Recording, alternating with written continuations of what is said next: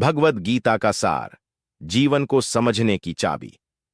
नमस्कार साथियों, आज मैं आपसे एक ऐसे ग्रंथ की बात करना चाहता हूं जिसे केवल धार्मिक नहीं बल्कि जीवन का मार्गदर्शक कहा जाता है, भगवद गीता।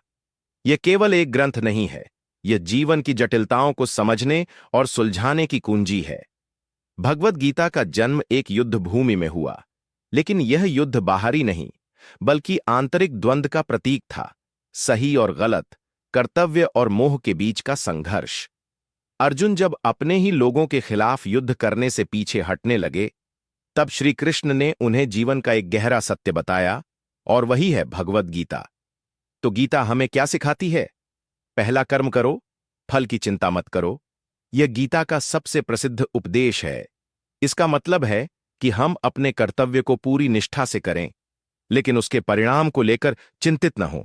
जब हम फल की चिंता छोड़ देते हैं, तब हम तनाव मुक्त होकर बेहतर काम कर पाते हैं। तो आत्मा अमर है। गीता कहती है कि शरीर मरता है, आत्मा नहीं। इससे हमें यह समझ आता है कि जीवन में जो चीजें अस्थायी हैं, उन पर जरूरत से ज्यादा दुखी होना ठीक नहीं। जब हम आत्मा की शांति को प्राथमिकता देते हैं, तो बाहरी दुख हमें ज्यादा नहीं तोड़ पाते। 3. संतुलन और संभाव जरूरी है। जीवन में सुख दुख, हार जीत, लाभ हानि, ये सब आते जाते रहते हैं।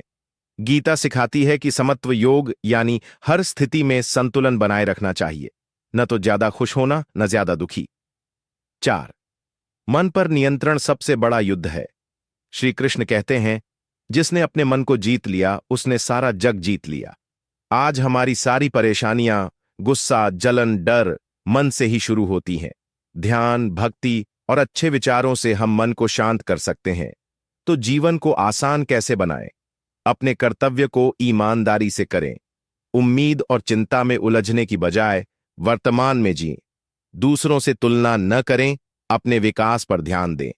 हर हाल में भगवान में आस्था रखें और मन की शांति को प्राथमिकता दें। अंत में मैं बस यही कहूंगा, गीता पढ़ना जरूरी नहीं, समझना और जीना जरूरी है।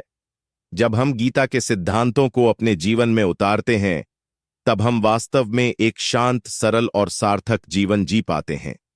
धन्यवाद।